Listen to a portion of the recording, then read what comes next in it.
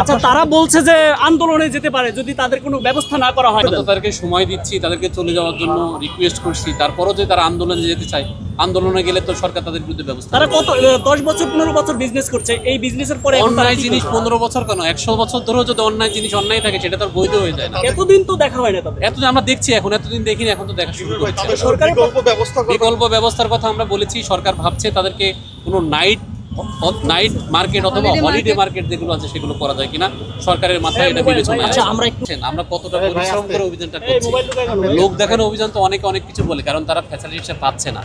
মানুষ বিরক্ত হয়ে গেছে আমাদের উপর, কারণ আমরা বারবার উচ্ছেদ করছি, উচ্ছেদটা আবার ফিরে আসছে। ওনারা হয়তো বিরক্তি সূত্রে এই কথাটা বলেছে। আপনারা তো দেখছেন আমরা সকাল থেকে কতটুকু পরিশ্রম করে, উনি একজন ফিমেল পার্সন এডিসি, উনি কতটা কষ্ট করছে আমাদের সঙ্গে, আপনারা দেখতে পাচ্ছেন।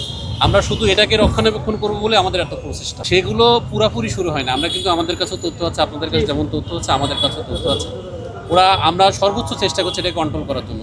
আমরা বিজ্ঞপ্তি দিয়ে এসেছি, পরে আর বিজ্ঞপ্তি দিয়ে আসবো না, আমরা গোপনে আসবো, ওনাদেরকে ধরে নিয়ে যাবো, কঠোর অবস্থানে আমরা যাবো। দিন এটাকে আমরা, এই যে ঢাকা মহানগর আছে, এটাকে আমরা পরিচ্ছন্ন করেই ছাড়বো, আর যেভাবেই হোক। আসলে হবে। আর আমরা আজকে দেখেছেন যে আমাদের ম্যাজিস্ট্রেট ভাইও আছে, আমরা আজকে উল্টো গাড়ি, ইভেন আমাদের আইনশৃঙ্খলা বাহিনীর গাড়ি সহ প্রায় 25টি গাড়িতে আমরা ভিডিও মামলা দিয়েছি এবং জরিমানা করা হয়েছে বেশ কয়েকটি দোকানে 22,000 টাকা।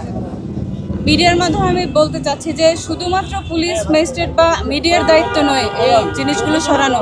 আমি মনে করি এটা জনগণ হিসাবে, এটা নগরবাসীতে যারা বসবাস করছে এবং পলিটিক্যাল যারা নেতাকর্মী মহোদয়রা আছেন, তারা তাদের ক্লাস্টার করে তাদের এলাকাগুলোকে এই ফুটপাথ